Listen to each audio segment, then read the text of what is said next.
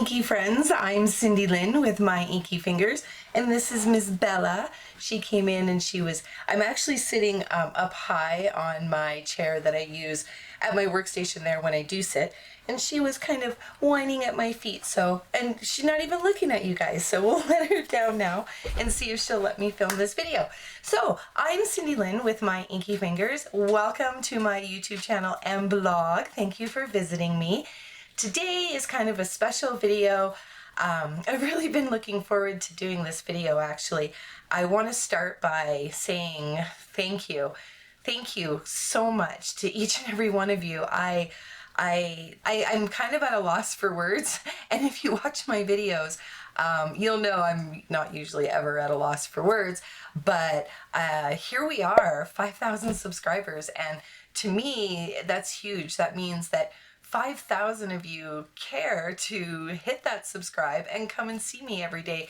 And there's no words to thank you. It's absolutely inspiring for me. I mean, I tend to be a recognition-driven person, so you guys have no idea what it means to me when you hit that subscribe button.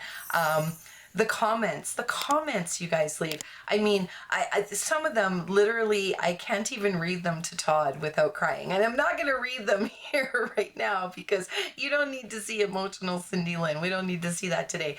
But your comments, I mean, just the happy, uplifting thank yous and all of the support and emojis. I mean, I grab a coffee. I wake up in the morning, I grab a coffee, I feed the dogs, and I come up here to my studio, and the first thing I do is I look at YouTube and I make sure I'm all caught up on my comments, and I'm not even awake yet. And if you knew me personally, you would know, don't talk to me when I wake up. I'm not like this when I wake up at all. I'm kind of grumpy, my mind isn't working yet, and I just like a lot of quiet time. So I read my comments when I get up on YouTube and Facebook and Instagram, and you guys make my day. I mean, you know, there's some questions in here that pertain to inspiration, and I'm just gonna say right now, you guys are such an inspiration. You keep me going every day. So thank you, thank you, thank you for supporting me and subscribing to my channel. Thank you for attempting to watch my videos within the first 2 hours that they go up, because you know that supports me. Thank you for watching the ads. That supports me. I am going to do a video on how much money I make on YouTube, so make sure you're subscribed if you're not, so that you don't miss that. So without further ado, I have actually printed out all of these comments. Now, I'm not a professional YouTube creator where I'm gonna like put them all up on the screen and all that. That's gonna take me way too long for editing. So I'm gonna read them, and I also have a jar. I put all of the questions that had to do related to card making, how to use this or how to do that, or you know, those kind of things. I put them in here, and if there's enough time, I will draw some out of here as well. But these were all the questions that were directly pertaining to me, getting to know me and getting to know my channel a little bit better, which was kind of what I was looking for. Not that your questions about how-tos or what do's, you do's, those kinds of things, not that they're not important, but I did want to make sure that I covered all of these ones here first. So I kind of bundled them into little categories, and this category is all about me and my journey. So I'm going to read these 4 questions. So Deborah Garrison, you asked, my question is maybe similar, but I want to know how you got started on your paper craft journey. Was it from a friend, a relative, in my case, or just on your own? Kimberly Ann, who happens to be in my downline, shouted out, hello Kimberly Ann. How did you first get involved in paper crafting and Stampin' Up? Were you always a little crafty? Kathy Donaldson, I consider you a stamp artist, like blushing, good grief, but I have a feeling you have been an artist in other art media. If so, what? And Lisa Pedone, I hope I didn't butcher that. How did you get started in your creative life? What made you leave Stampin' Up and what made you come back? So I'm going to make sure I hit all of these points. How did I first get involved?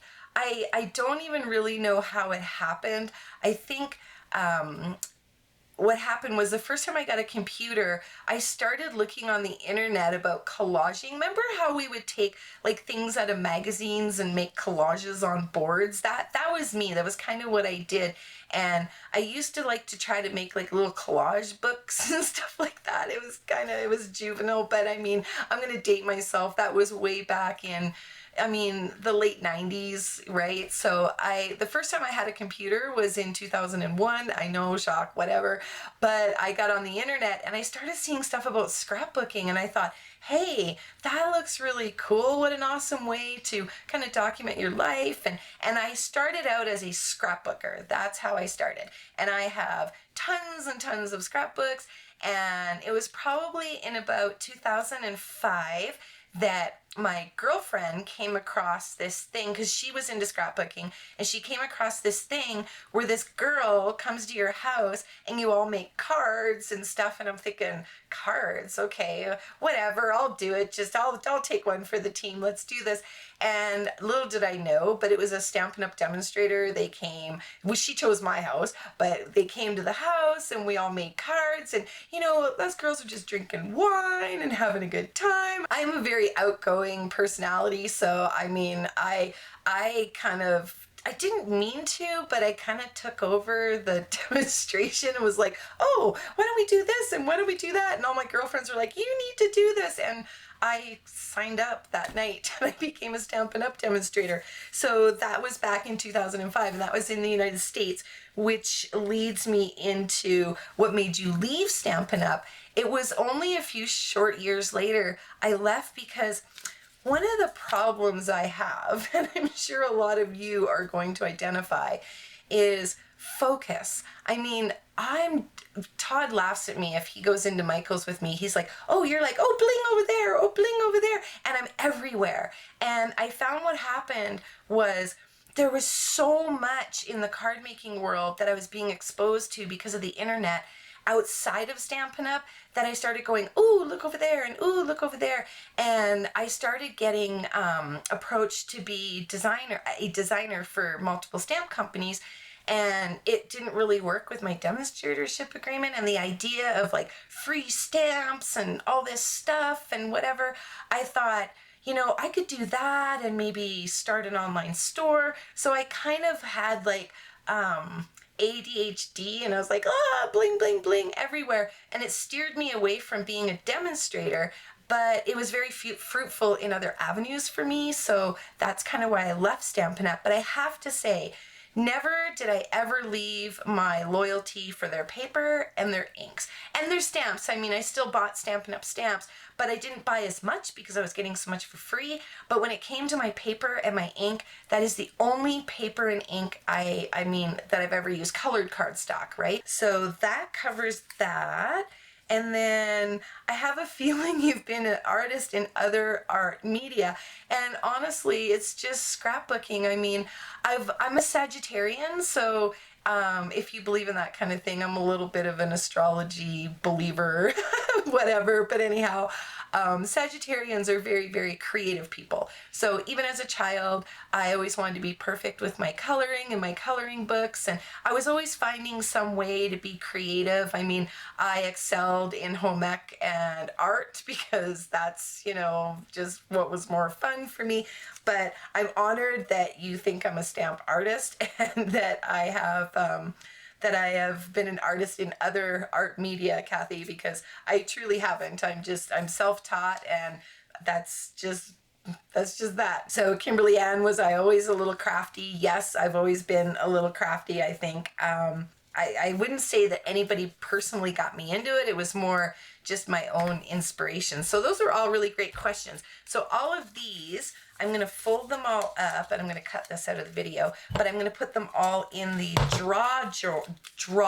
drawer. Say that 10 times really fast, because I'm going to draw some winners out of here. Now, because I have such a vast audience of American, and I do have Canadian viewers as well, but what I'm going to do is I'm going to draw, and everybody that I draw will get a free online pass for the September online card making class, which is all on my blog. I will put a link down in the description here below on YouTube so you can read all about it. And if you have any questions about it, please comment here on this video or on my blog, and I'll be happy to answer all of those for you. So Lisa Rowe, Lori Rowe. You know why I said Lisa Rowe? Girl Interrupted, Lisa Rowe.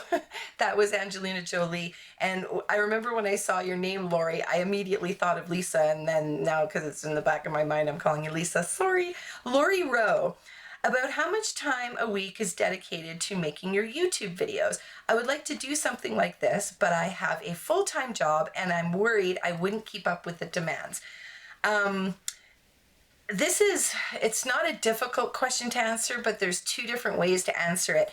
If you want to be just kind of like a little hobby YouTuber and you don't want to do it as a business, you don't want to make it a career, then you can upload one video a week. I mean, I have a video about how to grow on YouTube. I'm going to link that in the description.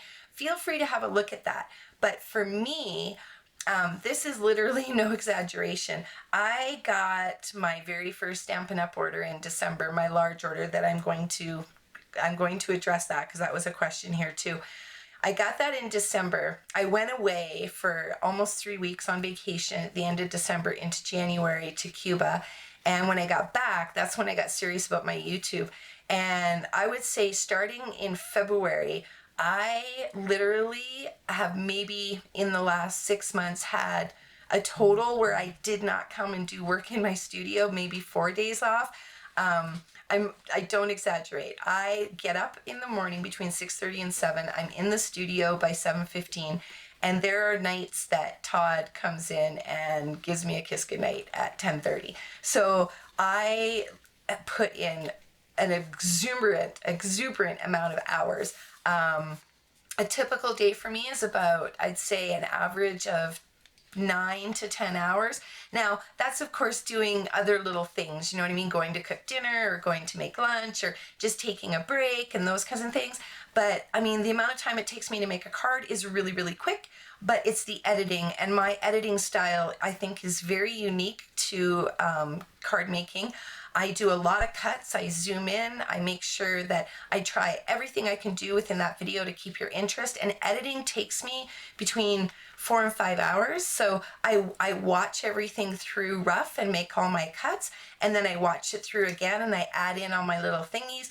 And then I go through it and I do a voiceover. And then I go through it, make sure the voiceover matches all the edits and all the little things I put on the screen. And then I do a absolute final watch of everything at the end. So I watch my videos 5 times and then one more time when it goes up on YouTube. So I watch them 6 times. There's a lot involved in that. My blog, I've really, really tried to up my game on my blog by typing out all the instructions on how to make my card. So designing my YouTube post and my blog post takes me sometimes about 1.5 hours to 2 hours. So I mean, I dedicate an awful lot of time, and I'm very, very fortunate because I have somebody that supports me in that. So that leads me into the questions about my career outside of YouTube. So I've got Catherine Lamb. What was your day job before doing Stampin' Up and mastering social media? I haven't quite mastered it yet, but I like that you think I have. Appearances are everything. Kathy Charlton, congrats. What did you do before you became a Stampin' Up demonstrator full-time? Do you have an art background? Why are you so much fun? Why are you so much fun? Diana Woodland, I'm in love with your artistic talent. I'm curious if besides being a Stampin' Up demonstrator, do you have another job? So I am technically retired. I get a retirement pension.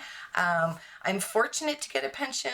The circumstances were unfortunate. My first husband passed away in the early 2000s, and I get his retirement pension, which is American. So when I convert it to Canadian, it's, you know, what, like 5 million a month? I'm just kidding. But I'm very fortunate in my relationship with Todd. He's extremely supportive. And when I decided that I was going to do this, and I decided the dollar amount I wanted to invest into my business, he was extremely supportive of that. He makes more money than I do, so my portion of the bills are very, very small, which is very nice. So I can afford to kind of spend extra money on getting my business going. So that's kind of a little history there. What did I do before I was a demonstrator? I have had my own online store, I had my own digital stamp company, those kinds of artistic things. But for a career, I was a nurse. I am no longer a nurse, and it's primarily due in part to my husband passing away. I became a nurse because I wanted to make a difference in people's lives and just be that sunshine in someone's day, you know, when they otherwise aren't feeling well and they're not themselves and whatnot. So sleeping in a hospital bed or a hospital cot, I guess, for 9 months and bringing my husband home at the end. And watching him pass away, it changed me and it changed my motivation. And I decided I didn't want to take care of sick people anymore. And that was just a personal thing. So from there, I just kind of, you know, went into some different things. And then I found the creative world. There my hands go. Oh no, I'm moving my hands. Some of you guys will laugh. I can see myself in my viewfinder, and there was a comment about me moving my hands. So some of you guys that know about that comment will laugh. But anyhow, so yeah, I think that kind of answers most of these about what I did before Stampin' Up. These ones here, these ones I have videos for. So Kayla, I am not even going to pretend that I can Manuelidades.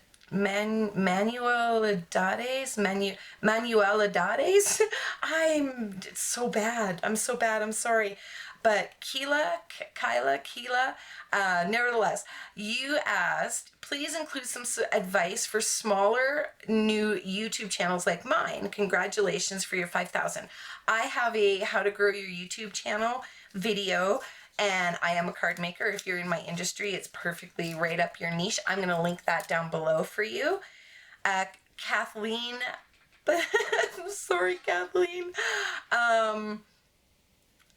Pizupati. I don't math and I don't English, okay? Nevertheless, Kathleen, congrats. What paperweight do you use for ink blending? How do you store your inks? So what paperweight do I use for ink blending? I usually do it on just the standard 90-pound weight. 100-pound wouldn't be bad either. How do you store your inks? I'm going to link my studio tour. Actually, you can see how I store my inks. They're right there. But I will link the studio tour so you can get a better look there. Denise Dome, thank you for having an easy name. Not that having these beautiful exotic names aren't awesome, but at least I can pronounce Denise Dome. What is the best way to adhere vellum to a card? No matter what I do, I can always see my snail, glue dot Tombow, and gosh knows what else. Is there a secret? I'm going to link a video for you too. I have found, and all of those questions went in the jar, I have found that the Stampin' Up! Vellum, if you use your Tombow very, very little, the liquid glue, in little spots, you won't see it, honey. I'm telling you, it is, I don't know why, but I'll link to, I have 1 or 2 videos, and if you go to my channel and type in vellum, I mean, you'll find some videos there too, but I actually show how, like, amazing it is that it won't show through on your vellum. The other key is to try to use your glue or your glue dots or whatever you're using dimension behind things that are on the vellum. So add some layers up on your vellum, and then you can just use a teeny little bit of glue to kind of glue down your other areas. So hopefully that helps you out. So now I've got a whole nother category, and I'm going to read these all out. Sandra Biggs, where do you get your inspiration from? Mary DeConning, do you ever lose your mojo? And if you do, what do you do to get it back? And then we've got Danny E. Any advice on what to do when you just can't get going on a card, a project, or a craft in general? When you have those blah, what's the point moments? Tiffany Webber. Love, love, love your channel. Thank you. And IG page. Thank you. IG means Instagram. You are so creative and are a big source of inspiration for me. What are your favorite sources of creative inspiration? And Victoria Kellogg, I adore your inspiration on YouTube, but in big capital letters with lots of dots. Where or how do you get most of your project inspiration from? Hugs to you, my crafty sister, XOXOXO. Looking forward to your Q&A video. Any idea on a date for it today? This is Cindy Lynn time though, so, and it's Friday today, and I'm hoping to get this up for Sunday. There were so many things that were supposed to happen today, and life happened. So, I'm going to address these two. Do I ever lose my mojo, and what do I do to get it back when I feel blah? When I lose my mojo and I feel blah, I literally walk out of this room, because you cannot force creativity. I literally walk off and I do something else. Now, oftentimes I'll go sit in the movie room and I'll watch YouTube. I have my favorite creative channels I like to watch, or I watch Catherine Manning, and I find that that gets me my mojo back too, because she talks about how to grow on YouTube, and sometimes just hearing these little things from her, just something, a light bulb goes off, and bam, I'm just like, yep, get your butt back in that studio. So walk off, do something else, because you can't force creativity. And that's just my opinion, right? So where do I get my inspiration from? Are pretty much these other ones.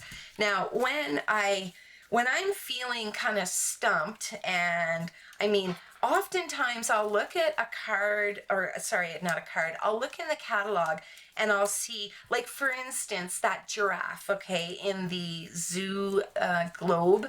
Yeah, he is from Zoo Globe, I hope. But anyhow, the Christmas card I did recently with the giraffe in the little VW Beetle. When I saw Zoo Globe, I was like, I had made a card in February for Valentine's Day with one of the meerkats in the truck from Truck Ride, Ride With Me. You know, the little truck. I can't remember the name of it right now. But anyhow, I put the little meerkat in the window of the truck so he was peeking out. So it was kind of already there, I guess, in my mind when I saw the giraffe. And I was like, he's got to have his head sticking out of a car, right? I got to like find a car. And then there was the stamp set with the car and the new catalog. And then I saw the designer series paper with the road, and I was like, hello, that's going to be perfect, because duh, you can just drive home for Christmas.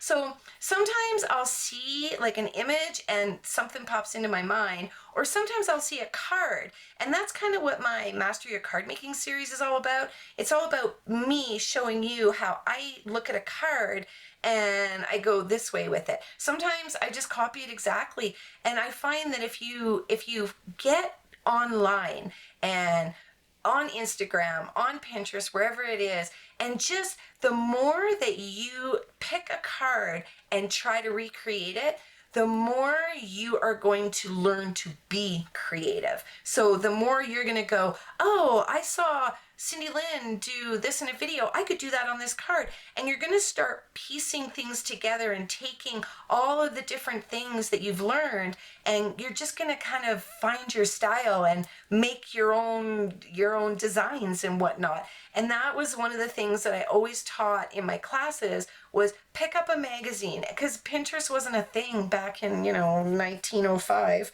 I mean, 2005, but nevertheless, it just, there wasn't a lot on the internet. So get on Pinterest, grab an old catalog, get on Instagram. If you're not big into social media, then buy a magazine and look at the things that you like on a card, and think about the things that you don't, and then think about things you may have seen somewhere else that you do like, and kind of mold them together. So that's kind of where I get my inspiration from.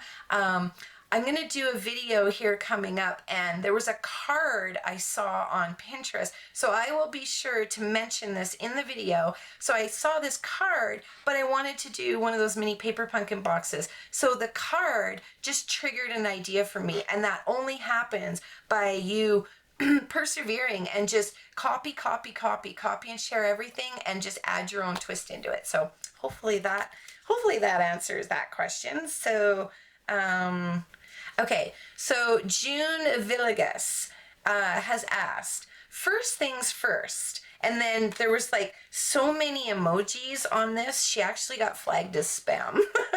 But I caught you, June, and I made sure I approved you. But there's like a million emojis. Congratulations. Girl, you're on fire. My burning question, dang. Cindy Lynn just won.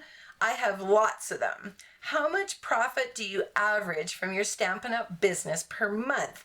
So proud of you. I knew you were going places, and a whole bunch of thumbs up. So when it comes to this, I did communicate with June on the YouTube community about this, but this is what I've decided. I've decided I have no problem telling everybody how much I make on YouTube, and I'm going to do a video.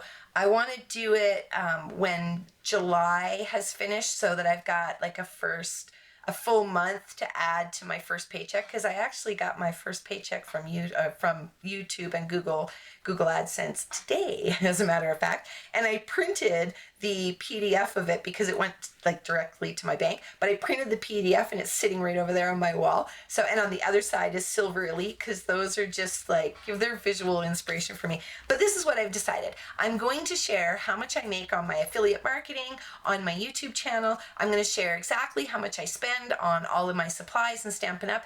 And I will share how much money I make as a demonstrator. What I will not share is how much money I make from my team. And the reason why I've decided that is because that's kind of their personal business in a way. I know that I'm their upline and I get an override, but I feel as though I'm kind of taking it too far when I start talking about how much money I make off my team, because I think that that should be private. So I will add how much money I make with my Stampin' Up! As well when I do my how much money I make on YouTube. Unless for some reason something comes to mind and I change my mind. But that is the goal right now. So, Judy Southern, you said your first order was a huge one when you signed up to be a demonstrator. Exactly how much was it? And then she's got all these little emojis. I don't think you ever revealed that. Hopefully I'm not prying too much, and feel free not to answer. Keep up the great work. Love your videos, even the tapping. Well, okay, so I thought maybe I might have mentioned it at some point. I don't know. And this kind of goes back into, this is my first order, by the way. I'll put a picture up here of how many boxes I got. So, and then I'll put another picture in a few seconds of what my room looked like while I was opening those. But this kind of goes back into the whole Todd supporting me with my business. So we sat down and I said, you know, I wanted to really invest. Like, I had all stuff from back in the day and stuff from buying from Stampin' Up! Over the years, but I really hadn't bought a lot in the crafting industry for, you know, I mean, quite a few years. So I really didn't have anything current. So we sat down and he's like, you know, like, how much like would it cost for you to have everything you want? And I'm like, has anybody ever tallied up the entire catalog? I mean, how do you pick and choose? So this is a business for me. I have a business plan, and my business plan has changed a little. My business plan in the beginning was do as many in-home classes as I can, get as many customers as I can, and just keep getting as many orders as I can. My business has shifted, and I'm social media driven now, but it's a business, so I wanted to invest in the business. So what we decided was that it was okay, and he had no problem with me investing an initial amount of $5,000. So I placed numerous orders on one day in December because we could pre-order, and everything that I ordered in December counted towards celebration for demonstrators. And I wanted to make sure that each of my orders hit a certain dollar total so that I was hitting different targets. So when I placed all of those orders in December for the month, and everything was said and done in those 10 boxes, it was $5,869.40. So that didn't include my kit, and it didn't include my first order. My first order was about $200, just stuff that I thought I needed right then and there. So that was my first order. And if you watch my channel, I have spent more than that since then, just in ordering products and unboxings. My wish list has shrank. I mean, it's very small now. I have got so much stuff that I've outgrown this room. I'm moving across the hall as soon as I can get it painted. Yeah, because I've outgrown this room. I need more space. So that was how much money I spent on my first order. I did film it all, but you know what the most embarrassing thing is? Oh my gosh, you guys. I didn't know my head from my butt when I'm unboxing all this stuff. I didn't know if it was from the main catalog or the holiday catalog or it was Celebration. That's what it was. I was getting free stuff, right? Because you got, for every X amount of money you spent, you got free stuff. So I just went to town. I have a massive box of free, like stuff I got from Celebration. But anyhow, to be fair to all of the card type question related stuff, there's different sizes, so I'm going to go in my tweezers. I don't want anybody to think I'm like picking and choosing from comments. I'm going to pull out just a couple of these and then put them in the jar as well. Donna DeGale Kalu, I hope I didn't butcher your name, but I know you're new to my channel and I see all your comments, girl. I like reading your comments, even if they are like, I gotta sit down and grab a coffee, you know, and make sure like all my work is done because I'm gonna be there for 20 minutes. No, I'm kidding. I love reading your comments. Okay, so here is my question, beginner as well. I am purchasing items bit by bit, but I bought my die machine and foiling machine. I have not purchased any ink yet. So, number one, what are the best brands? What are the best brand ink pads and blending markers should I purchase? Number two, which blending tools are best? So I'm going to be completely 100% honest with you here. So ink pads. Hands down, no matter what, I have already said in the video that I've always been loyal to Stampin' Up! Ink pads. The re-inkers are easy to get. The ink pads match everything within Stampin' Up! So they match the paper, they match the markers, they match the blends. I love the pads themselves. I just find, I don't like material pads. Like the old Stampin' Up! Pads were material. I love the new ones. And I like the way that the Stampin' Up! Pad folds and closes. I'll grab it. So it's kind of like, it's like a cosmetic case idea. So when you open this, see here, it slides this way so your ink is up. But when you close the pad, all right, the ink is upside down. And what that does is because the ink pad is upside down, all of the ink wants to settle in your ink pads. So when your ink pads are stored this way with a lid on them, all the ink settles to the bottom of your holder. This way, all the ink settles to the top of your ink pad. So I find you don't re-ink as much. And I have used other brands. I mean, this is not my first rodeo, but I am loyal 100% to the Stampin' Up! And the other thing I like about these is the pan. There I go tapping, but there's the pan. So in the pan, you can keep extra ink in there and you can watercolor from there. So 100 gazillion% Stampin' Up! Ink pads. Blending markers. I'm going to be perfectly honest with you. I am a Copic girl. I think you could see all my Copics over there. I have about 240 of them. I am learning to color with only 2 shades. So what I mean by that is Copic is the leader. It dominates the alcohol marker industry with variety. There is not one company out there that is even close to the amount of colors that Copic has. So I've been very spoiled in the sense that I can get different colors to work together within the same hues, if you know what I mean. So with Stampin' Up!, I'm not used to having a limited selection. So I had learned with Copics and then came back to Stampin' Up! And now they have blends. If you're new to blending, 100% go with Stampin' Up! They come together. You've got a light and a dark. It takes all the guesswork out of it for you.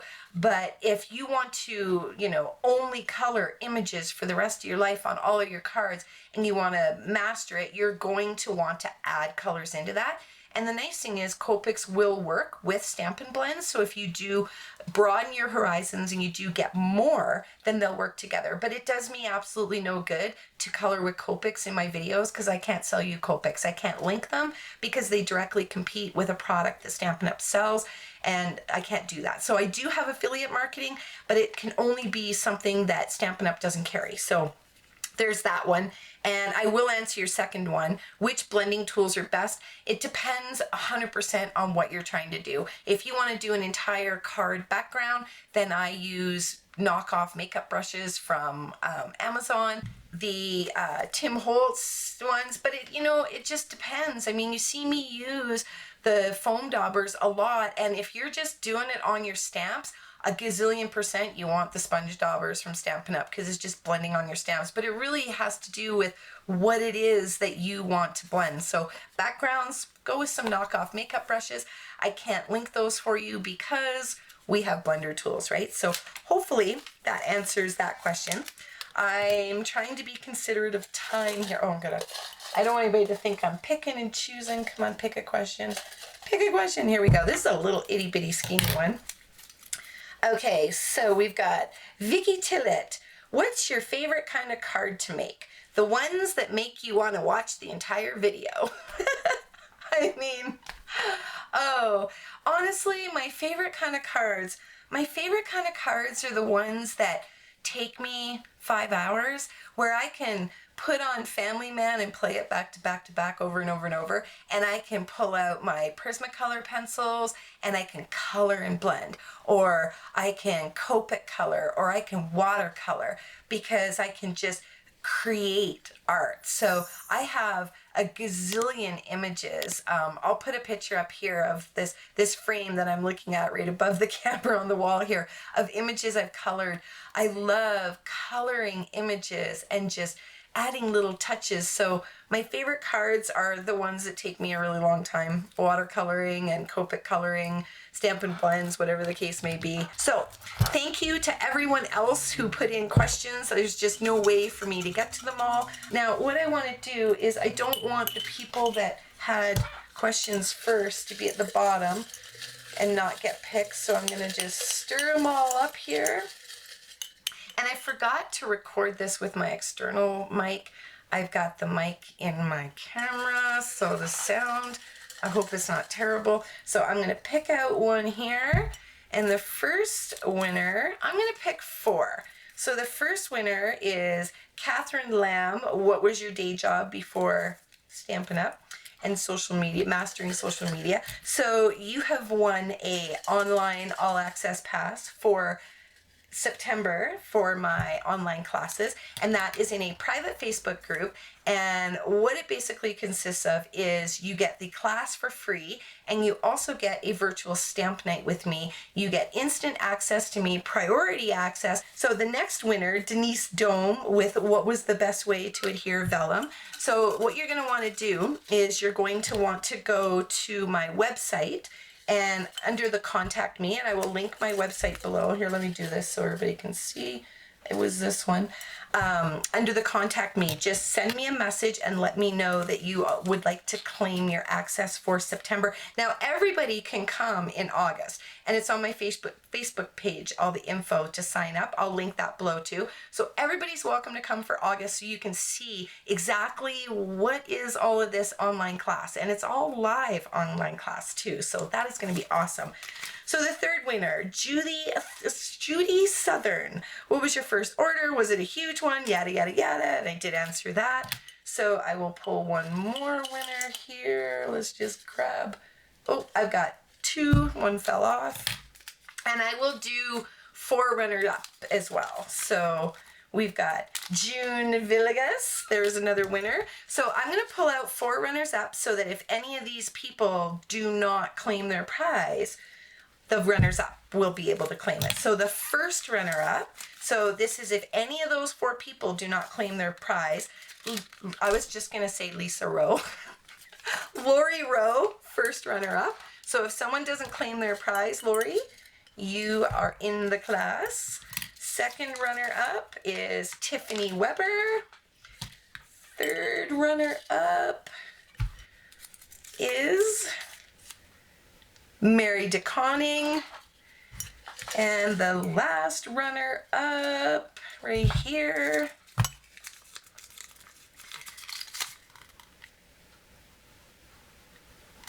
Kathleen Pizzupati. I hope I said that right. So there's your 4 runners up.